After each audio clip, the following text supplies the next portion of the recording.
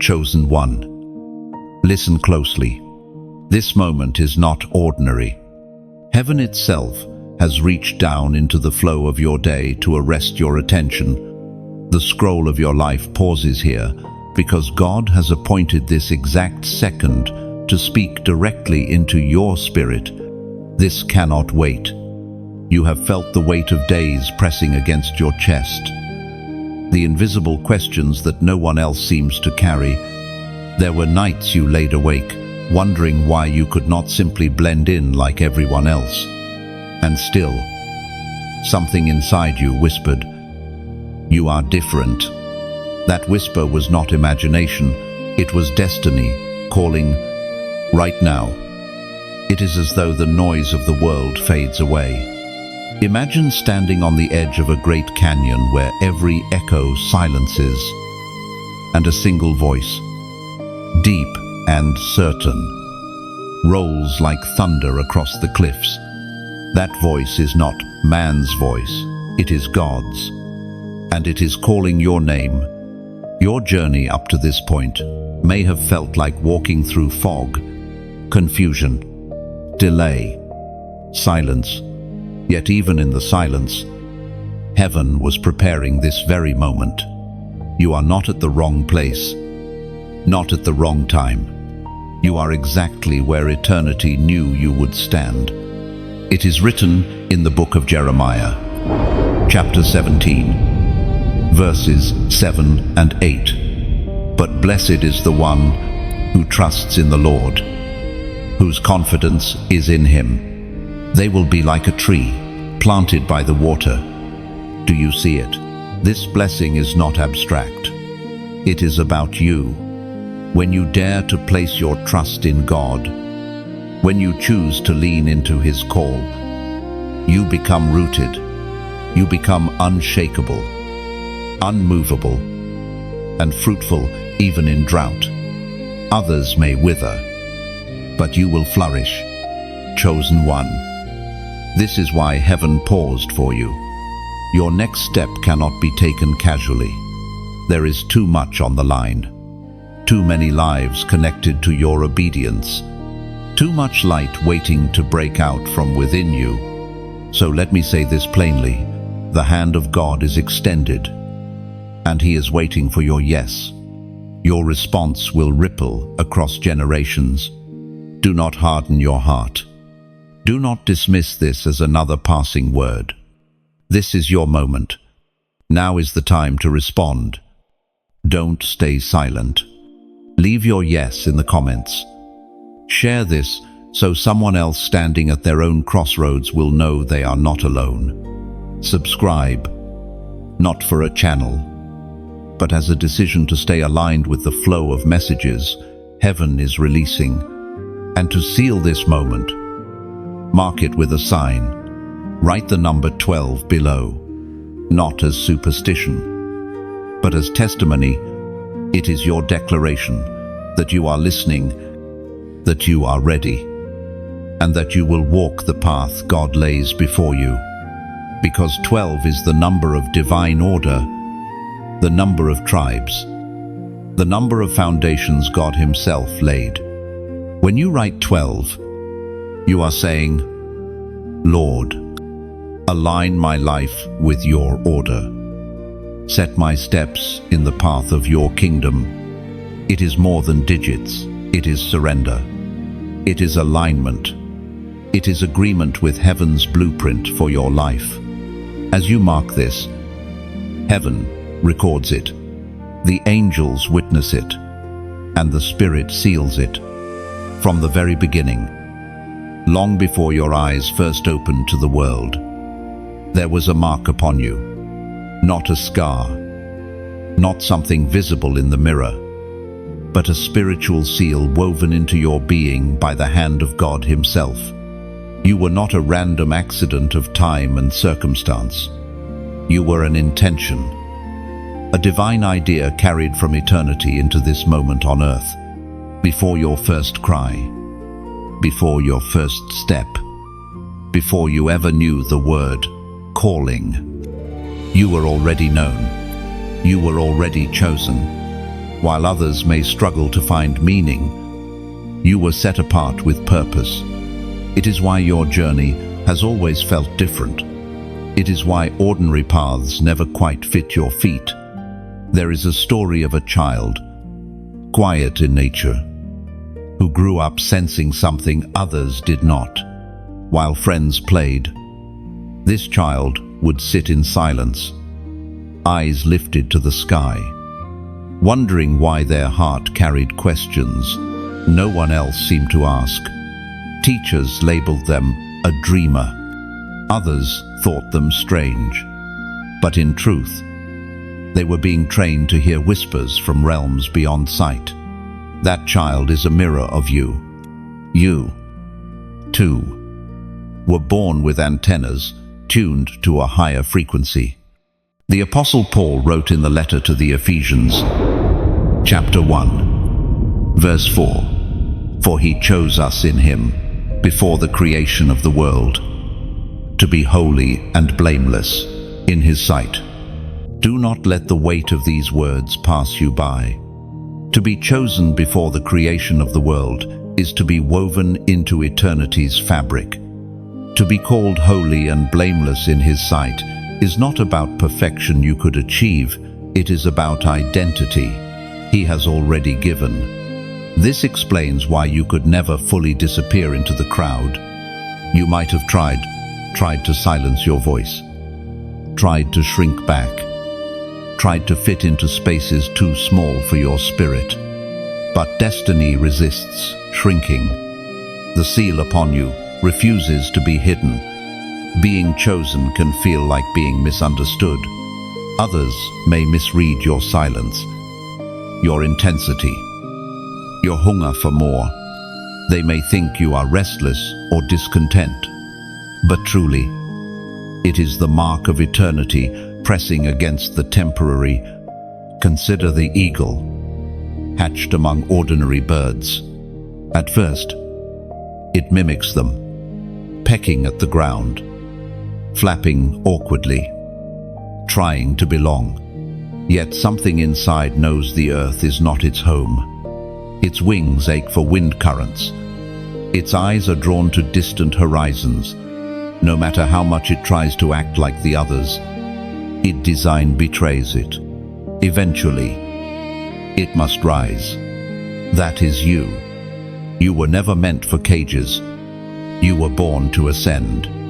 And though there were seasons when your uniqueness felt like a curse, heaven saw it as preparation. The times you were set apart, misunderstood, or even rejected were not meant to break you.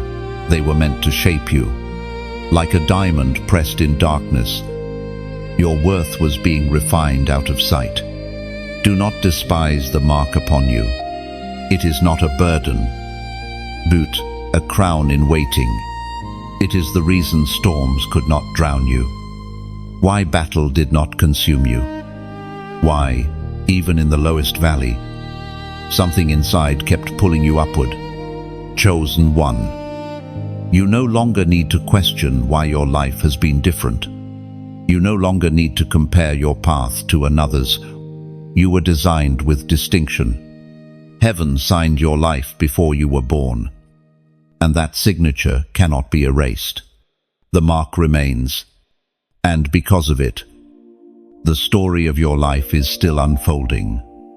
Guided by hands that never release what they once claimed, you have carried weight others could not imagine. Nights of silence when you cried, but no one heard. Days when you smiled while your soul felt crushed. Moments when you wanted to give up, but something inside whispered, "Not yet." These hidden burdens were not punishment. They were preparation. The truth is this: God trusted you with weight because he knew you would not be destroyed by it. While others collapsed under smaller loads, you endured storms designed to shape iron in your spirit.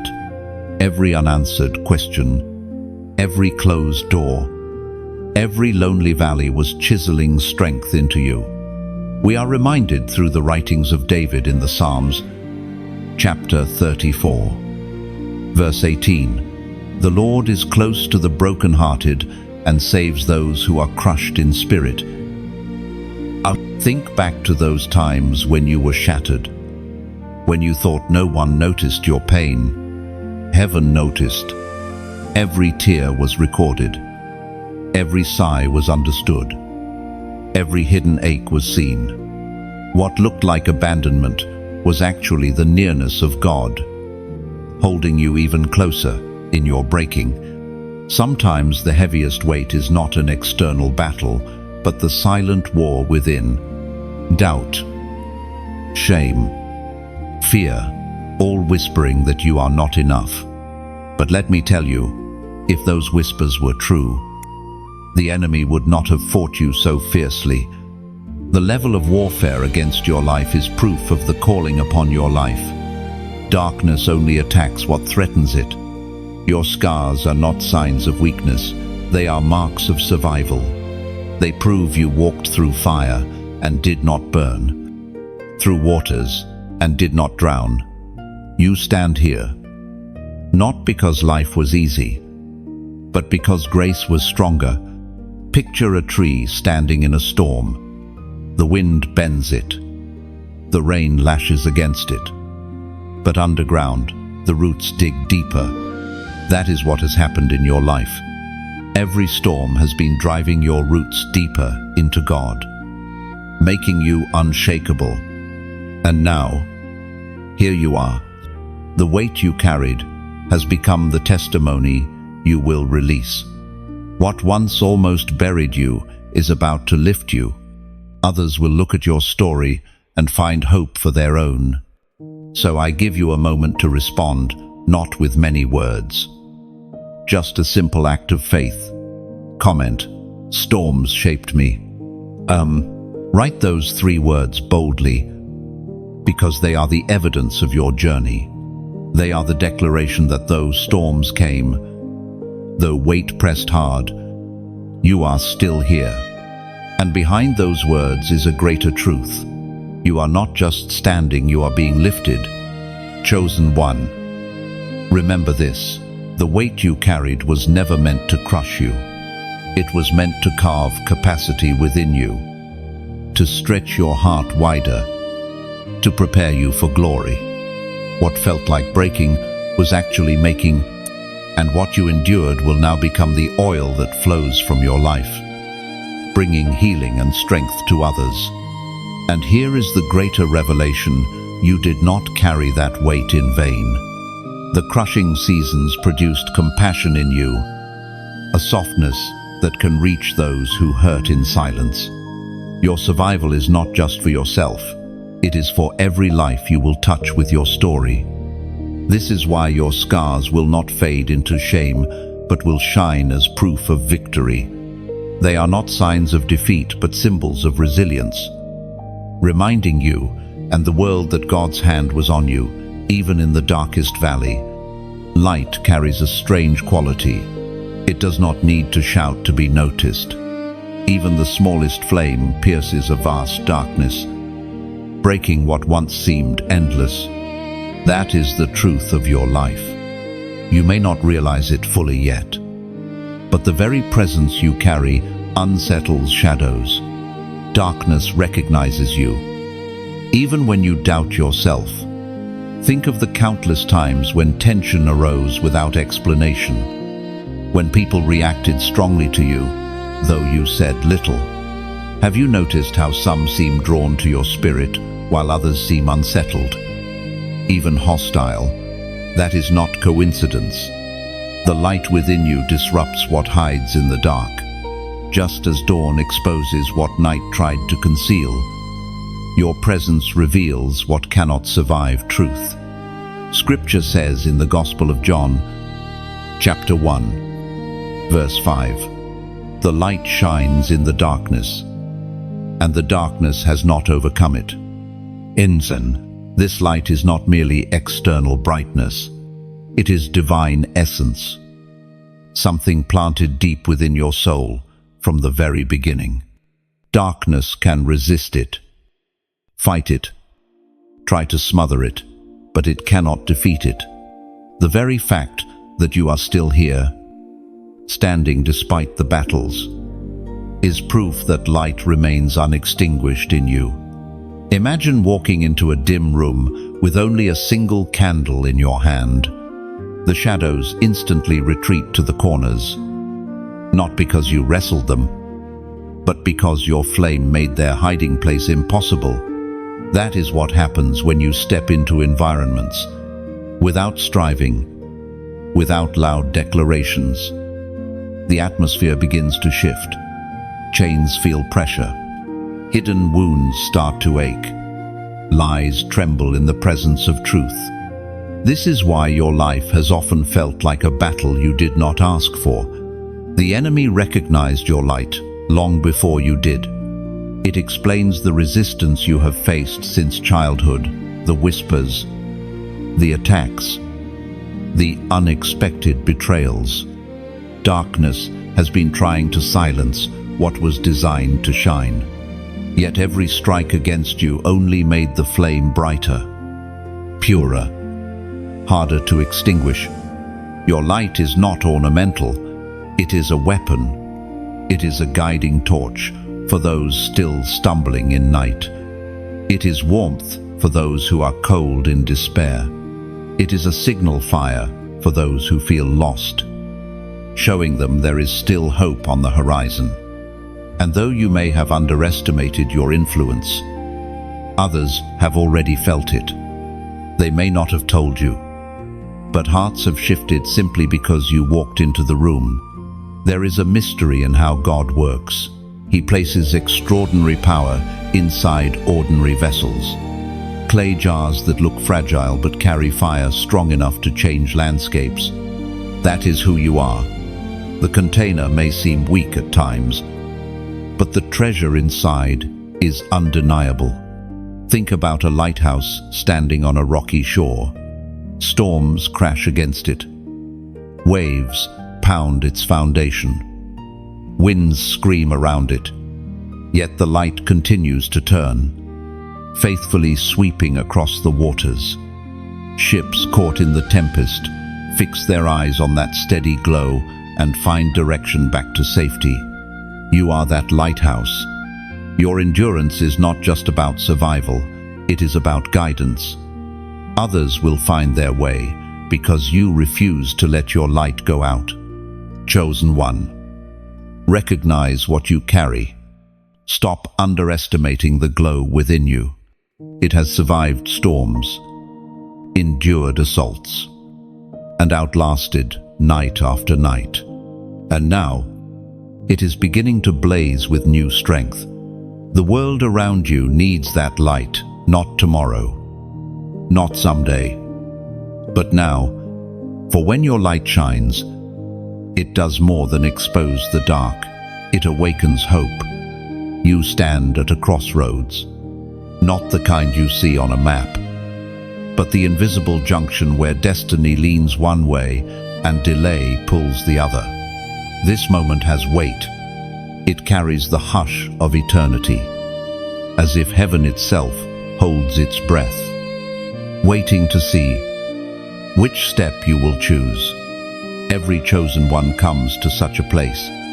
Abraham stood there when God told him to leave everything familiar. Moses stood there before the Red Sea, with no bridge in sight. Joshua stood there, hearing the call to step across into promise. And now it is you. The path splits, and time will not wait forever.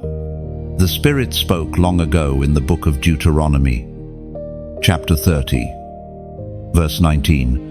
This day I call the heavens and the earth as witnesses against you that I have set before you life and death, blessings and curses. Now choose life, so that you and your children may live. Life and death are not just final outcomes, they are daily choices. Every decision becomes a brushstroke on the canvas of your story. Every step shapes the direction of generations to come. To choose life is to lean into faith, into courage, into obedience. To hesitate, to linger, is to drift back into shadows. You may feel the pull of both roads.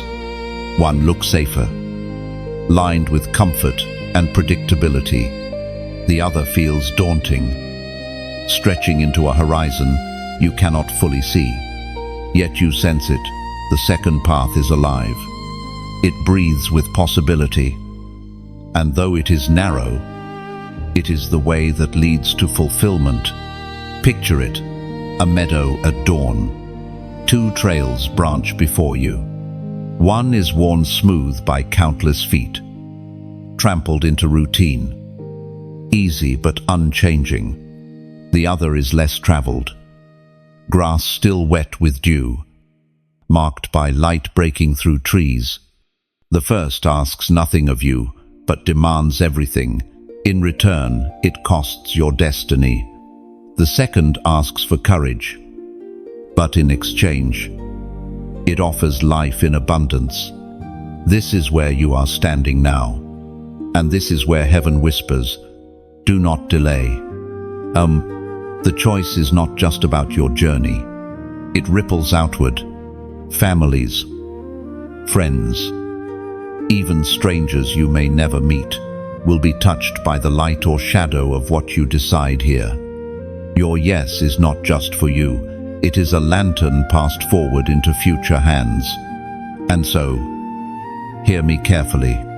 If these words stir something in you, let your response be more than passive listening. Let it become a living act. To press like is to say, I align with this truth. To press share is to light another torch, sending the glow into someone else's night. To subscribe is to step closer to the stream of words heaven keeps sending, not out of obligation, but because your spirit refuses to miss its daily bread. Think of it this way: every act of engagement is a seed. You are not feeding an algorithm, you are planting into eternity. Every click becomes a prayer, every comment a testimony, every act a signal flare to heaven. I choose life, I choose light, I choose destiny. And yet, no one forces you. That is the beauty of this moment. It is a gift laid before you like two doors. One opens into more of the same, the other into the unfolding of everything you were created to be. You stand at the threshold. The choice is yours. The heavens and the earth lean in as witnesses, and destiny waits on the other side of your step. There are moments when God confirms His word, not only through whispers to the heart, but also through signs that echo in plain sight. Sometimes those signs come as number sequences that repeat until they can no longer be ignored. You glance at a clock and see the same digits again and again. You open a page and a number stands out with unusual weight. These are not accidents, they are prophetic signals. Numbers in Scripture are never random. They carry meaning, patterns, and messages from heaven woven into them. 3 speaks of completeness. 40 speaks of testing. 7 speaks of divine perfection. When God repeats a number, it is as if He underlines His promise, drawing your attention to something you cannot afford to overlook. Consider how often this has happened to you. You may have brushed it off as coincidence. Yet, in your spirit, you felt the pull of significance. God has been speaking to you in ways beyond words, using numbers as fingerprints of His presence.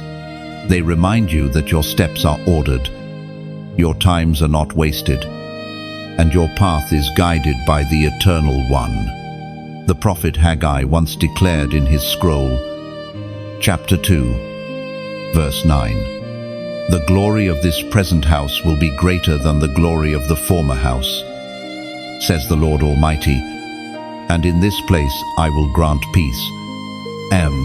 This is a promise of increase, of transition from lesser to greater, and heaven often stamps such promises with numbers to confirm them in your life. What once looked small is about to expand. What once seemed forgotten is about to shine brighter. What once brought tears will be transformed into peace. Imagine a traveler following stars across a desert night. Each constellation is a sign pointing toward a destination. That is what these divine numbers are, for you guideposts in the wilderness. Reminders that you are not wandering aimlessly. You are being led. There is a number that carries this message right now. A number heaven is placing before you. 888. It is the number of new beginnings multiplied. A triple confirmation that cycles of old endings are closing, and waves of fresh life are breaking forth. If 7 speaks of completion, 8 speaks of what comes after the dawn, after night, the birth after labor, the resurrection after burial. To see 888 is to know that heaven has not abandoned you in the middle of your story. It is the sound of doors opening, of pages turning, of rivers rushing into dry places.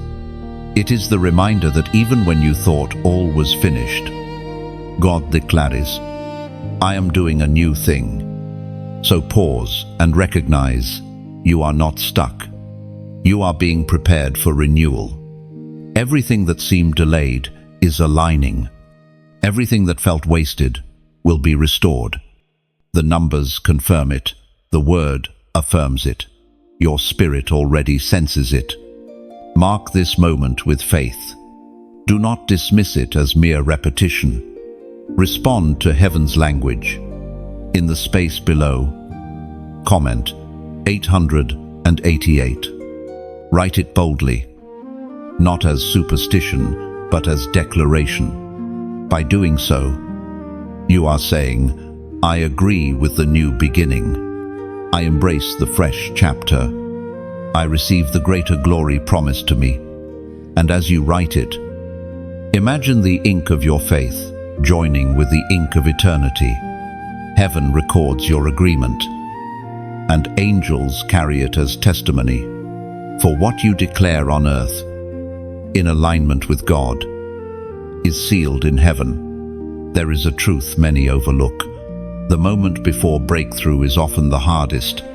The air feels heavy, resistance grows fierce, and discouragement whispers louder than ever. But this pressure is not a sign of failure. It is the evidence that something is about to shift.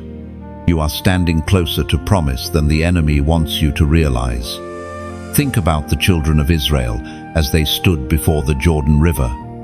For 40 years they had wandered, carrying memories of slavery and promises of freedom.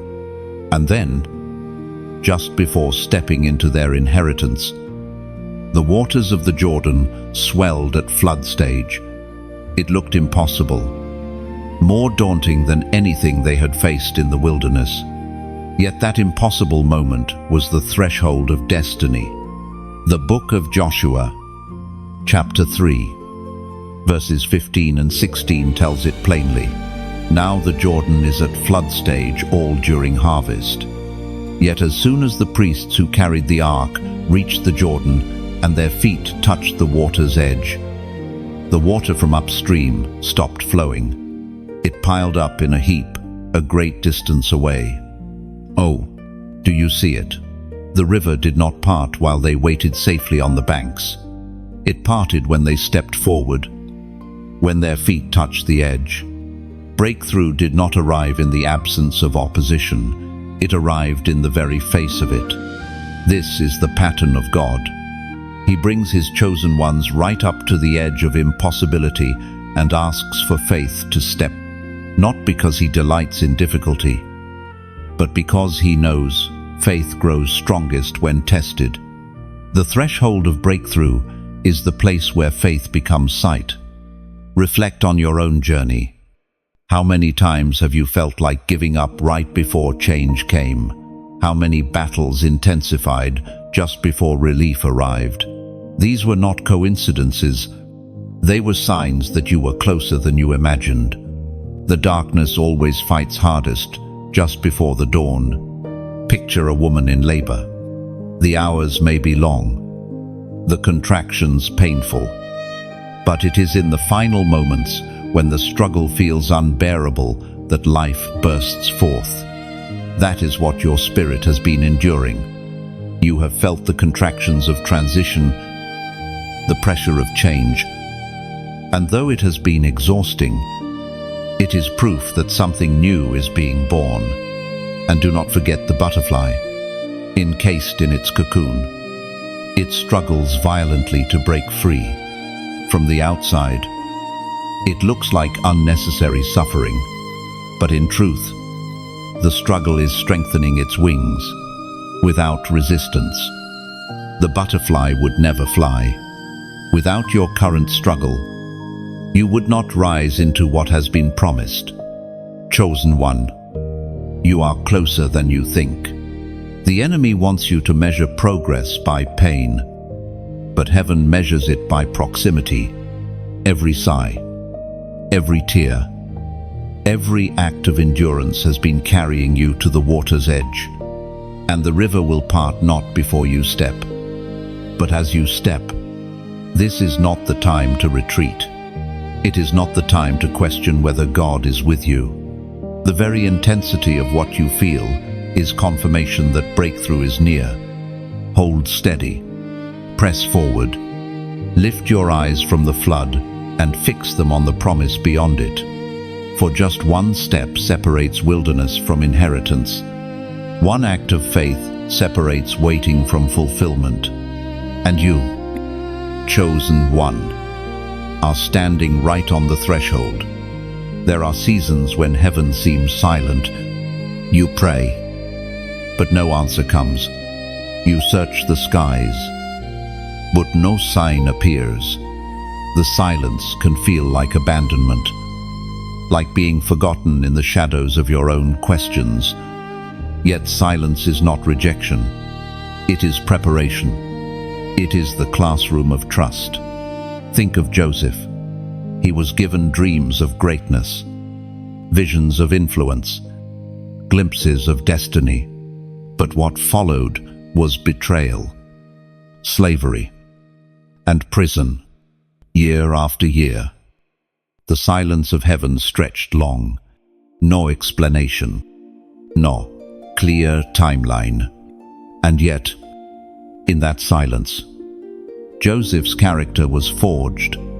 His faith deepened. His trust grew roots no storm could rip out. When the appointed time came, he was ready not just to wear the crown, but to carry it with wisdom. The Apostle Paul wrote in the letter to the Romans, chapter 5, verses 3 and 4, "We also glory in our sufferings, because we know that suffering produces perseverance, perseverance, character, and character, hope." This is the mystery. Silence shapes. Waiting purifies. Delay does not deny. It develops. What you feel as stillness is heaven working behind the veil, aligning what must be ready before you step into fulfillment. Imagine a seed buried underground. From the surface, it looks forgotten. Days pass, then weeks, and still nothing breaks through the soil. But beneath, hidden from sight, life is stirring. Roots are stretching downward. Strength is forming. And then suddenly, when the time is right, a green shoot pierces the earth. That is what the season of waiting is like. Nothing visible, yet everything essential is happening beneath the surface. In silence, God teaches you to hear beyond words. He sharpens your discernment, not through constant explanation, but through stillness that forces your spirit to lean deeper. In waiting, He strips away distractions until only trust remains. And in delay, He proves that your calling is not dependent on immediate gratification, but on enduring faith. Many of the greatest voices in history endured this season. Moses spent 40 years in the wilderness, tending sheep before he ever confronted Pharaoh. David was anointed as king, yet returned to shepherding fields, playing harp and facing lions long before the throne was his. Even Jesus spent 30 years in quiet preparation before 3 years of public ministry. If silence was part of their story, why should it not also be part of yours? It is tempting to resent these quiet years, but silence is not wasted time.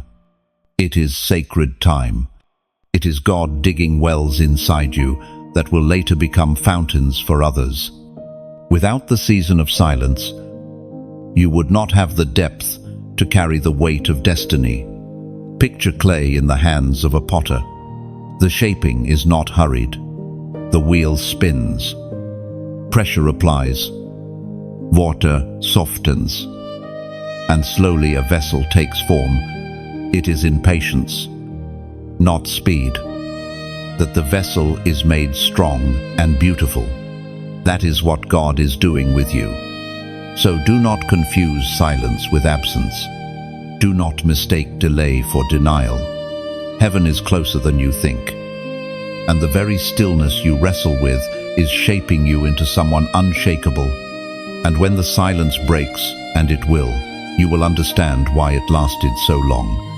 You will step forward with strength forged in the waiting, wisdom grown in the quiet, and hope that cannot be stolen. For in silence, foundations are laid. In stillness, roots grow deep. And when the voice of God speaks again, you will rise not fragile but fortified, not uncertain but unstoppable, prepared for the weight of glory ahead. There comes a moment when the past calls out, trying to chain you to what you have already left behind. Old patterns, familiar voix, broken cycles, they whisper, come back, stay here. It is safer in the cage, you know, but cages, no matter how familiar, can never hold the wings God gave you. Chosen one. This is the time to reject what no longer belongs. The season of captivity is over. The season of compromise has ended. You cannot carry the old chains into the new chapter. God is opening for you. The Apostle Paul declared in the letter to the Romans, chapter 6, verse 6, "For we know our old self was crucified with him, so that the body of sin might be done away with. We no longer slaves to sin." Do you see it? The old self, with all its burdens and failures, has already been dealt with at the cross.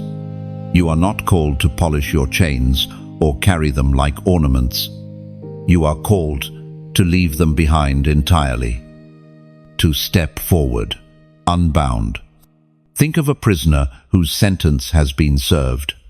The door swings open, yet he remains sitting inside the cell, convinced freedom cannot be real. That image is what happens when you cling to guilt, shame, or regret. The door has been unlocked, yet you hesitate to walk through. But heaven says, step out now.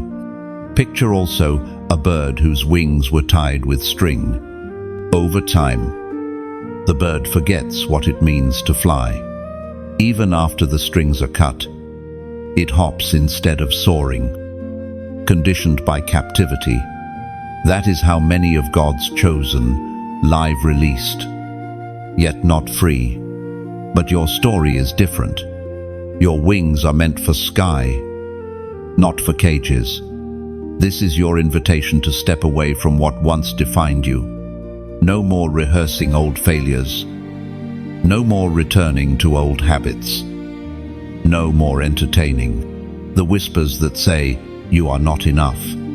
You are not a slave to who you used to be. You are a child of who God says you are becoming. Yes, the past will knock at your door. Yes, familiar temptations may try to pull you back. But remember this, chains lose their power when you refuse to pick them up. The enemy cannot drag you where you no longer agree to go. So make your stand here. Declare with your words, with your life, that you refuse to return to bondage. The cross already paid the price for your freedom. To stay chained now would be to reject what was purchased with blood. But to walk free is to honor the one who set you free. And now, I invite you to mark this moment with a declaration. In the comments, write, "I break free." Write it not as casual text, but as a vow. It is your decree that you no longer belong to the prison of your past. It is your cry of release, your shout of victory, your step into the wide-open horizon God has prepared for you. Chains belong behind you. Freedom belongs before you. And your future waits, wide open, unbound. And remember this, breaking free is not a single act, but a daily choice. Each sunrise offers you the chance to step lighter, walk farther, and live truer by saying, "I break free." You are not only closing one chapter, you are opening a journey of freedom that grows deeper every day. There are battles you never saw with your eyes, yet you felt their weight in your spirit. Moments when fear struck suddenly, when anxiety pressed like a shadow, when obstacles seemed to rise out of nowhere. You wondered why the struggle was so intense. But what you did not realize is this: you were never fighting alone. Scripture reminds us in the second book of Kings, chapter 6, verse 17.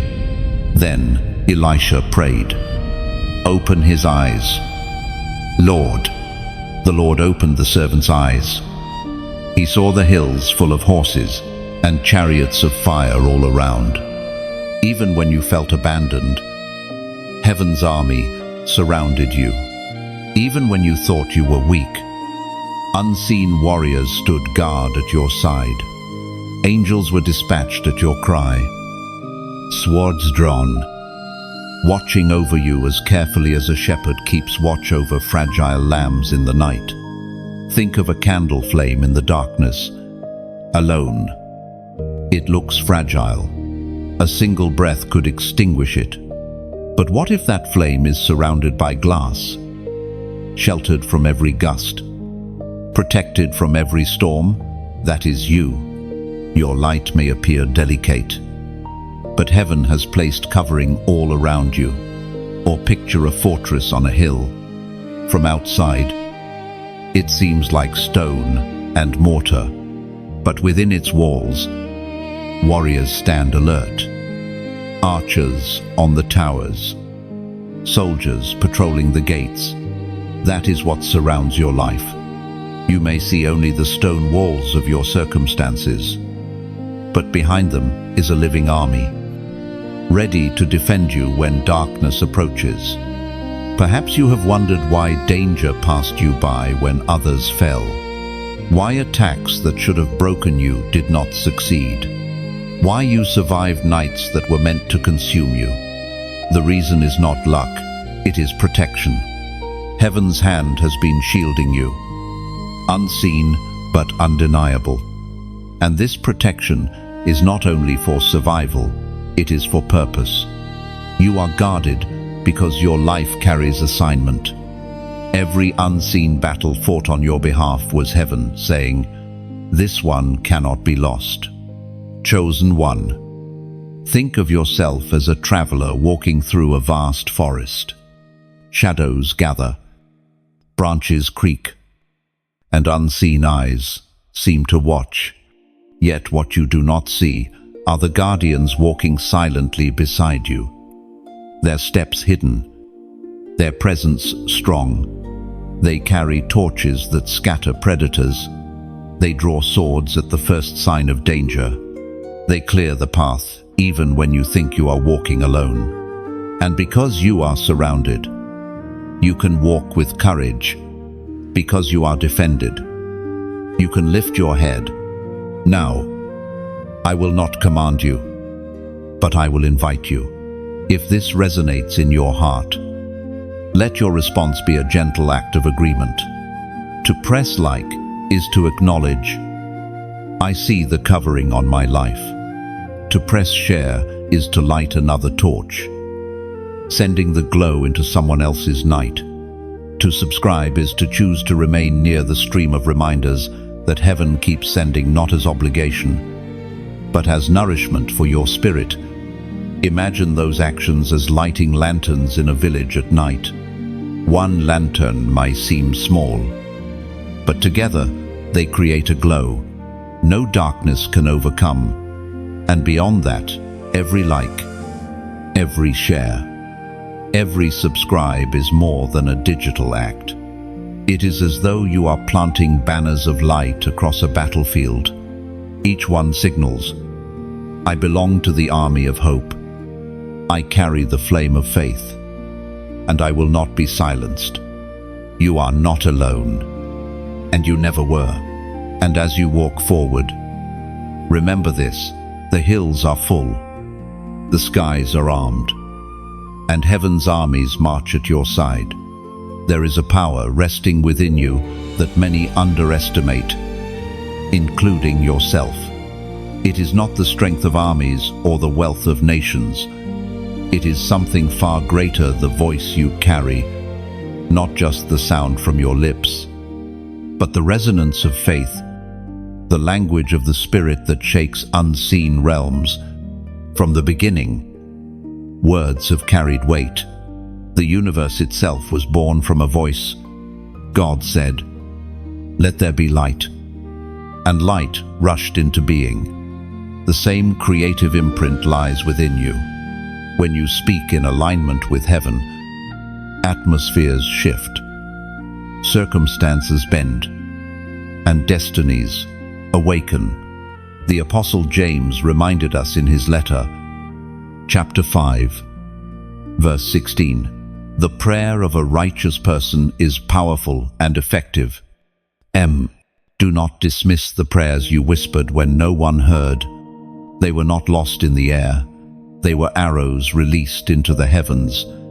Some struck instantly, breaking chains in moments you never saw. Others circled like seeds carried on the wind, waiting for the right soil and the right season to take root. But not one of them was wasted. Think of a hammer striking stone. One blow may not shatter it, nor the second, nor the third, but each strike weakens the rock until, at last, it cracks. That is the power of your words of faith. Each declaration chips away at what resists until the breakthrough is revealed. Or picture rain falling on dry ground. One drop does not change much, yet day after day, steady drops sink into the soil until the desert blooms. Your prayers are that steady rain. They may not seem dramatic, but they are saturating barren places, preparing them for life to spring forth. It is easy to underestimate this power because it feels so ordinary.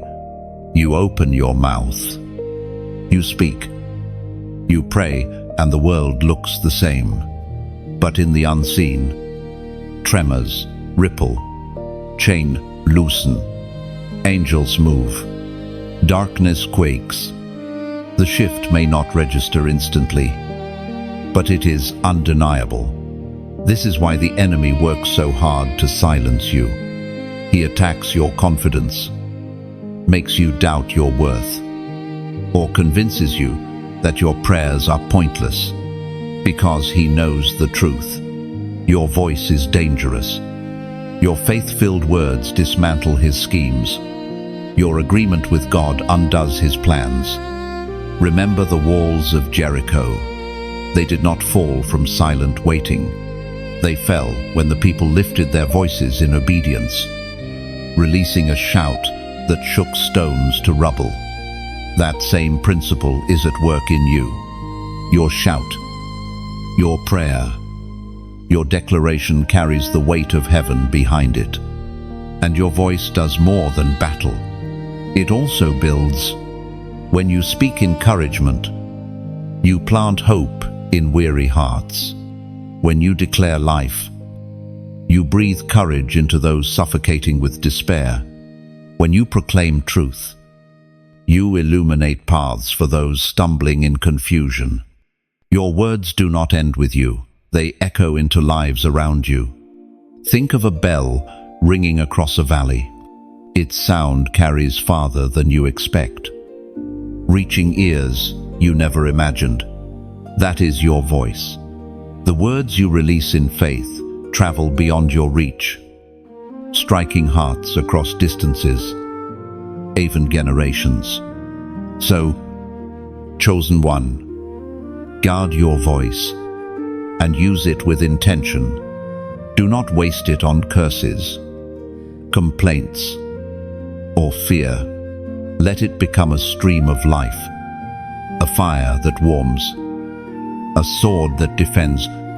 You have been given a gift that shifts realities, and when you release it, heaven moves with you. Obedience has always been the hinge of destiny. It is the place where heaven's promises meet human response.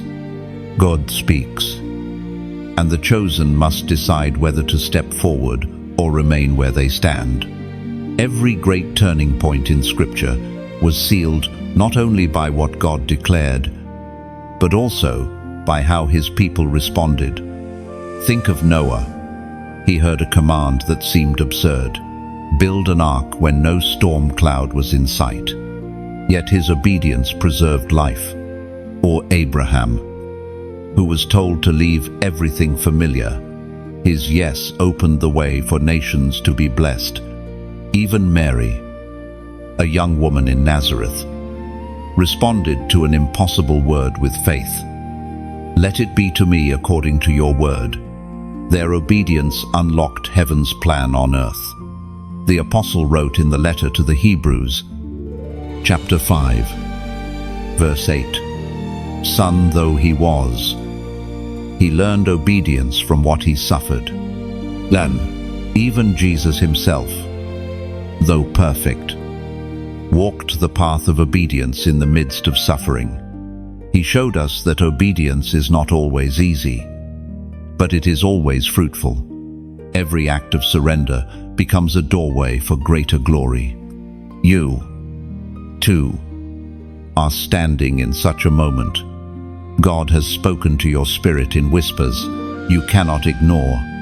Perhaps it is a call to release something you've been clinging to. Perhaps it is a nudge to step where fear has held you back. Perhaps it is the quiet urging to forgive, to trust, to believe again. Whatever it is, the seal of obedience is required. Picture a key in your hand. The promise is like a treasure chest before you, heavy with jewels of destiny. Yet the chest remains closed until the key is turned. That key is obedience. Without it, the treasure remains hidden. With it, doors swing wide. Or imagine standing at the edge of a field. The soil is rich. The rain has fallen. The season is right. Yet no harvest appears until the seed is planted. Obedience is that planting. It takes what is potential and transforms it into abundance. Chosen one, your obedience is not just about you. It carries weight beyond your life. Others will eat fruit from trees you plant today. Generations may walk in freedom because you said yes in this moment. What feels costly now will echo in eternity. And so, mark this moment of decision, not as superstition, but as testimony. In the comments, write 222. The number 2 speaks of covenant, of agreement, of walking together. To write 222 is to declare, Lord, I stand in covenant with you. I align my steps with your will. I choose unity with your spirit above my own way. As you type it, let it be more than digits. Let it be the sound of your yes, the sign of your surrender, the mark of your alignment with heaven's will, and heaven will not ignore it. The seal of obedience will unlock what has been waiting for your step. And remember this, obedience is not a single act but a lifestyle. Each time you choose His way over your own, you reinforce the covenant written over your life. Every small yes builds toward a greater yes, until your entire path becomes an unbroken testimony of surrender. That is why 222 is so fitting. It is a rhythm of agreement, a cadence of walking in step with heaven. It is more than numbers. It is a prophetic reminder that you are never walking alone. God walks with you, and heaven bears witness to your obedience. There are times when the story looks as though it is ending in defeat. Plan crumble. Doors close, and enemies seem to laugh at your fall. You wonder how this could be the path of one chosen by God. Yet in those very moments, heaven is writing a reversal. What was designed to bury you becomes the very ground that elevates you. Consider Joseph again, betrayed by his brothers, sold as a slave, falsely accused. Imprisoned. His story looked like one of endless decline. Yet in a single day, the prison keys turned, and he was summoned to Pharaoh's court. What once seemed like chains of shame became the very preparation for authority. The pit and the prison positioned him for the palace.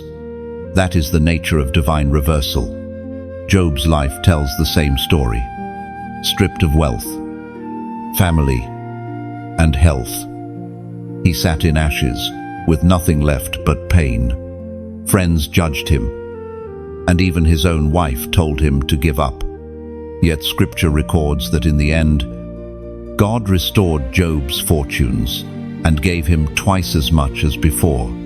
Where the enemy planned humiliation, heaven brought restoration. The Apostle Paul wrote in the second letter to the Corinthians, chapter 4, verse 17, "For our light and momentary troubles are achieving for us an eternal glory that far outweighs them all."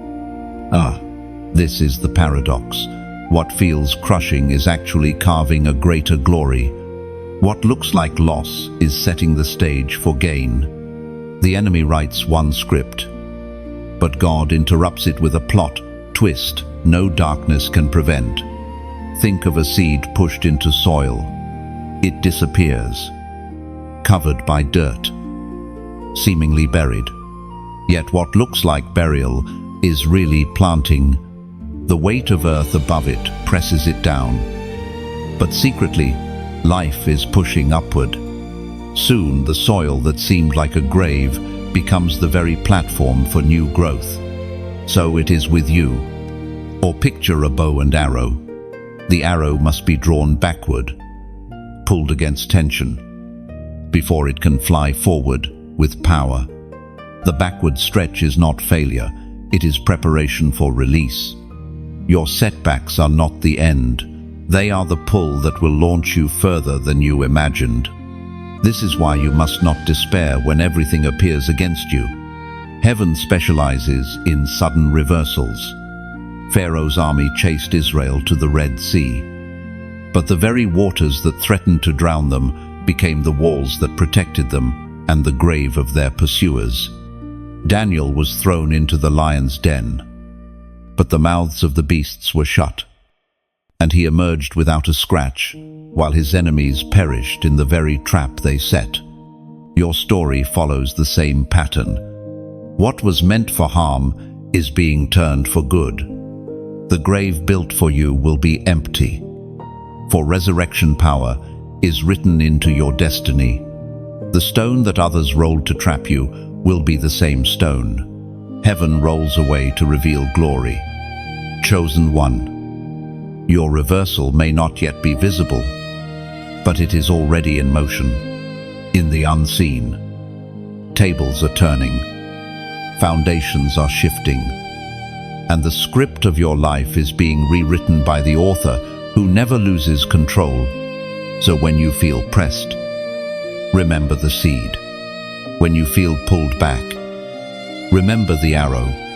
When you feel buried, remember the empty tomb. For nothing surrendered to God ends in defeat. Every sorrow carries the seed of joy. Every night holds the promise of dawn. And every cross points toward resurrection. Your reversal is not a distant dream. It is a decree already spoken over you. And when it manifests, those who mocked will marvel. Those who doubted will wonder, and you will know with certainty the hand of God has been on you all along. There is a crown already prepared for you, not one fashioned by human hands, not one made of fading gold or perishable jewels, but one woven by the eternal hand of God. It waits, not as a distant symbol, but as a real inheritance promised to those who endure. Crowns in Scripture are not mere decorations. They represent victory, authority, and honor. In ancient times, athletes who triumphed in their races received wreaths upon their heads as proof of conquest. Kings wore crowns as marks of sovereignty. Priests bore crowns as symbols of holiness. Each crown signified identity and destiny. For you, chosen one, a crown has been designed, bearing your name, waiting for the moment when your race is complete. The Apostle Paul wrote in the second letter to Timothy, chapter 4, verse 8, "Now there is in store for me the crown of righteousness, which the Lord, the righteous judge, will award to me on that day, and not only to me, but also to all who have longed for his appearing." This promise is not reserved for Paul alone. It is written for every faithful one who endures to the end, who refuses to give up when trials weigh heavy, who continues to walk in faith even when the path feels steep. The crown is assurance that your labor is not in vain, that your fight is not forgotten, that your hope will not be disappointed. Think of a runner nearing the finish line. Sweat pours, lungs burn, legs ache, but the sound of the crowd grows louder. The ribbon is ahead, and beyond it stands the judge holding a wreath of victory. That is the picture of your life's journey. Every step, every tear, every act of faith is carrying you closer to that moment when the righteous judge will place the crown upon your head. Or consider a sculptor chiseling marble. The process is harsh. The hammer strikes, the chisel cuts, pieces fall away. Yet with every strike, the image within the stone becomes clearer. You may feel the blows of life, the pressure of shaping, the loss of what was once part of you. But heaven sees the masterpiece emerging. The crown prepared for you is not despite the chiseling, it is because of it. The beauty of this crown is that it is incorruptible, unlike earthly honors that fade, unlike medals that tarnish, unlike applause that grows silent. The crown of righteousness endures forever. It cannot be stolen by envy, eroded by time, or diminished by death. It is secure in the treasury of heaven, untouched until the day it rests upon your head. And this crown is not just about personal victory, it is about testimony. When you wear it, you declare that grace was enough, that faith triumphed, that Christ's victory was made manifest in your life. Your crown becomes a story told without words, a witness to angels, a testimony to nations, a song of glory rising from your endurance. Imagine standing in a great hall of eternity. Multitudes gather. Light floods the room, and the King himself steps forward. He calls your name, not in haste, but with joy. He places the crown upon your head, and in that moment, every battle will make sense. Every tear will find its answer.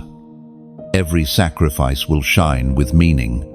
Chosen one, hold fast. The race is not without reward.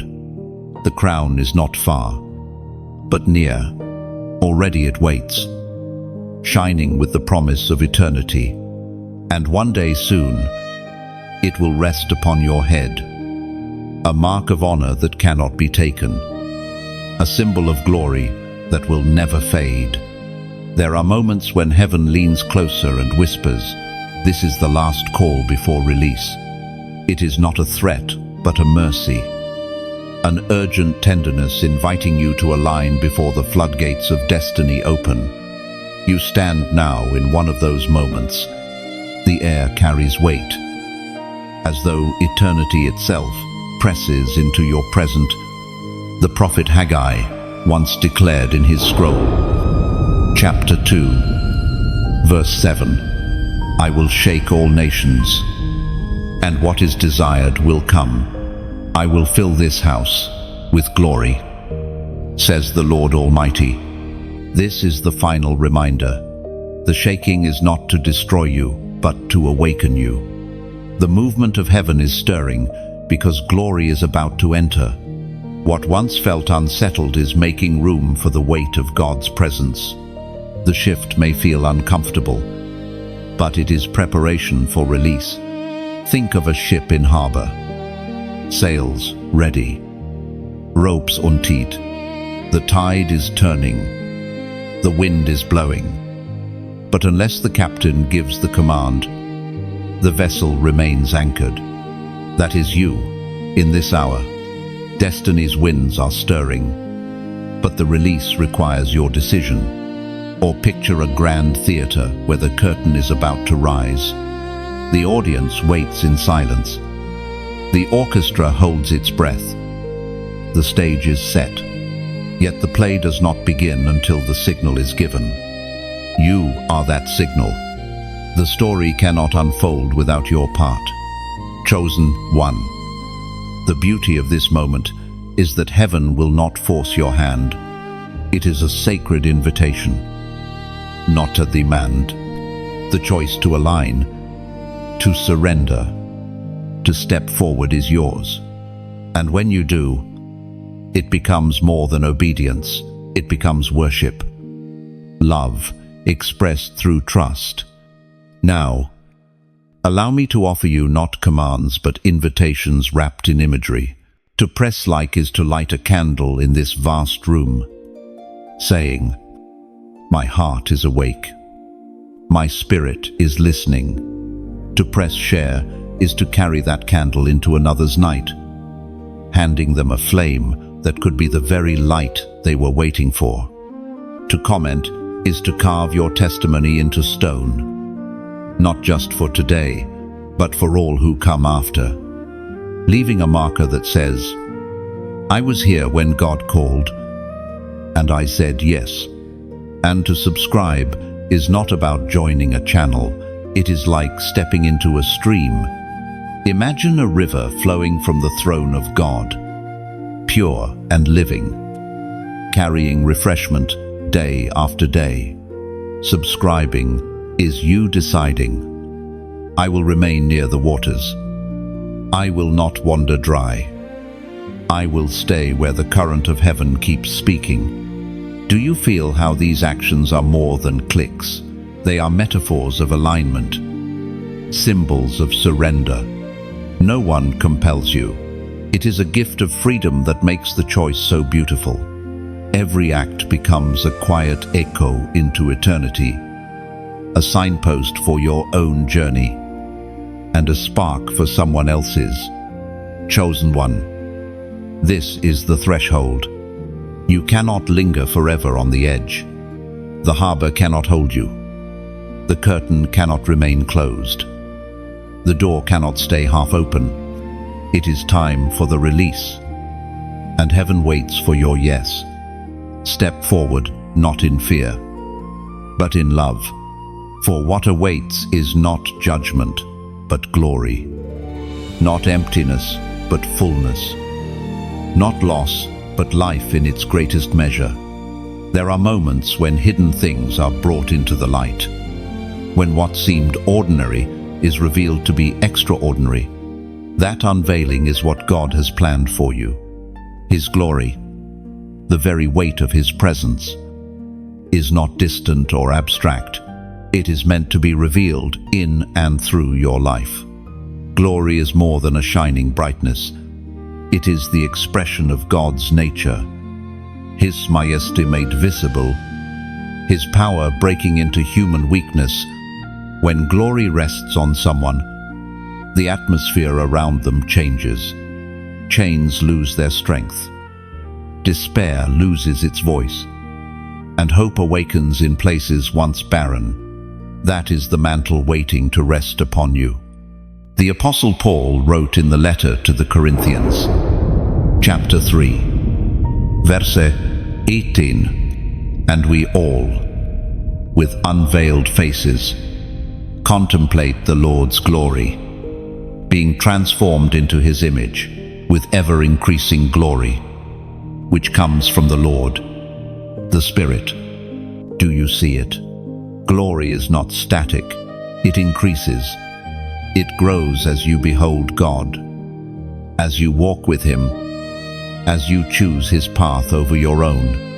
Each season, each trial, each act of faith becomes a brushstroke of glory upon your life, painting you more and more into His likeness. Think of Moses descending from Mount Sinai. His face shone so brightly from being in God's presence that the people could hardly look at him. That same principle is true today, not in the glow of skin, but in the radiance of your spirit. The more time you spend in God's presence, the more His glory rests upon you until others begin to sense it without you saying a word. Picture a city on a hill at night, from miles away. Travelers in the dark can see its lights and find their way. That is what God intends for your life. His glory in you is not only for you, it is a beacon for others. Those stumbling in confusion will find direction by the light you carry. Those drowning in despair will find hope in your radiance. Glory revealed is also glory tested. Fire does not destroy pure gold. It refines it. When you walk through trials, they are not proof of abandonment. They are the furnace preparing you to shine brighter. What the enemy intends for harm, God uses to polish the vessel of your life until it reflects Him more clearly. Consider also the metamorphosis of a butterfly. For a long time, the cocoon hides the beauty within. To the outside eye, nothing is happening. Yet inside, transformation is taking place. And when the moment comes, the shell breaks, and glory is revealed in wings that were hidden all along. That is your story. What felt like obscurity, like delay, like confinement, has been the cocoon of transformation. Soon the glory within will break forth, and this glory will not only be seen in moments of triumph, but also in how you endure when others see you hold peace in the storm, joy in the valley, faith in the fire. They witness glory. It is the presence of God shining through a fragile vessel, proving that the treasure inside is far greater than the jar of clay that carries it. Chosen one. Know this: you were created for glory, marked for radiance, designed to carry the presence of the King into the earth. Nations may not yet see it, but heaven already does. And in the appointed time, what has been hidden will blaze forth. Your life will not end in shadows, but in brilliance, as the glory of God is revealed through you. Destiny is not a fragile thread that can easily snap. For those marked by God, destiny is an unshakable foundation, laid in eternity before time began. You have walked through valleys, endured storms, and faced darkness that tried to convince you otherwise. Yet here you are, still standing, still breathing, still chosen. That in itself is testimony that your eternal future is secure. The Apostle John wrote in the book of Revelation, chapter 3, verse 12, "The one who is victorious, I will make a pillar in the temple of my God. Never again will they leave it. I will write on them the name of my God and the name of the city of my God, the new Jerusalem, which is coming down out of heaven from my God, and I will also write on them my new name. This is the promise. You are not a fleeting spark destined to vanish. You are a pillar, a permanent part of God's eternal dwelling. A pillar holds weight, provides strength, and stands immovable even when everything around it shifts. That is what you are becoming, not fragile, not uncertain, but unshakable in the house of God. Think of an anchor dropped into the depths of the sea. The waves may crash, the ship may sway, but the anchor holds. That is your destiny in Christ. Though the waters of life surge, your eternal place cannot be uprooted. Your name is written not on shifting sand, but in the eternal book no hand can erase. Or picture a great city whose gates never close. People come and go. Light floods every street, and peace rests on every corner. This is the vision of the New Jerusalem, the eternal dwelling where you will walk freely, clothed in glory, carrying a name only heaven knows. That city is not just a hope, it is your future home, secured by the one who chose you. This security does not mean you will never face trials now, but it does mean trials cannot alter the outcome. It means every battle you endure is temporary. Every tear is counted. Every loss is redeemed. It means death itself is not an end, but a doorway into fullness. Imagine a traveler carrying a ticket for a ship bound across the sea. The storms may rage during the voyage. Delays may test patience, but the destination is guaranteed because the ticket was already purchased. That is your eternity. The blood of Christ bought the passage, and nothing can cancel it. Chosen one. The beauty of this truth is that your destiny is not just about heaven, it begins now. Eternal life is not only a future promise, but a present reality. It is heaven's atmosphere breaking into your daily walk. Eternity's security shaping your earthly courage. That is why you can live boldly today, not because the path is easy, but because the end is assured. So lift your head. Shake off the lies that say you are forgotten. The mark of God rests upon you. The name of heaven is written over you, and your eternal place is reserved. You are not walking toward uncertainty, you are walking toward fulfillment.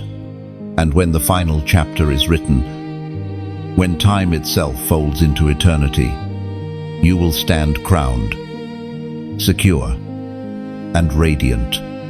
Nothing stolen, nothing wasted, nothing broken, only glory, only life, only destiny fulfilled. For eternity is not a dream, It is your inheritance, your secured tomorrow, and the unshakable promise written over your life forever. Chosen one. The journey through these words was never about empty sentences. It was a reminder, a call, a confirmation that heaven's hand has always been upon you, from the valleys of silence to the thresholds of breakthrough, from the weight you carried to the crown prepared for you. Every moment has been woven with purpose, and now, as these chapters close, your story is only beginning to unfold in greater glory. What you've heard is not coincidence. It is alignment. It is heaven bending low to whisper, "You are not forgotten. You are not forsaken. You are not finished. The fire in you will not die out. The storms you endured were not wasted. The crown waiting for you is real." And now, the invitation is simple, not forced. To press like is not a routine. It is your way of lifting a light into the sky, saying, "Yes, I receive this word." To press share is to extend that same light into another's night, becoming a torchbearer for those who may never find this truth unless you carry it to them. To comment is to leave your imprint, a testimony carved in stone, a marker that says, "I was here when heaven spoke, and I chose to respond." And to subscribe is not about following a channel. It is about choosing to remain near the stream of living words, saying, "I will not wander dry. I will return again and again to where the waters of life flow." Together, these 4 acts are like 4 pillars, lifting a bridge into the next chapter. Each one like, share, comment, subscribe becomes a stone of remembrance, a step of faith, building a way forward, not only for you, but for countless others who will follow your light. So here you stand, at the edge of one chapter and the beginning of another. The choice is yours. Step forward, respond freely, and let your yes echo into eternity.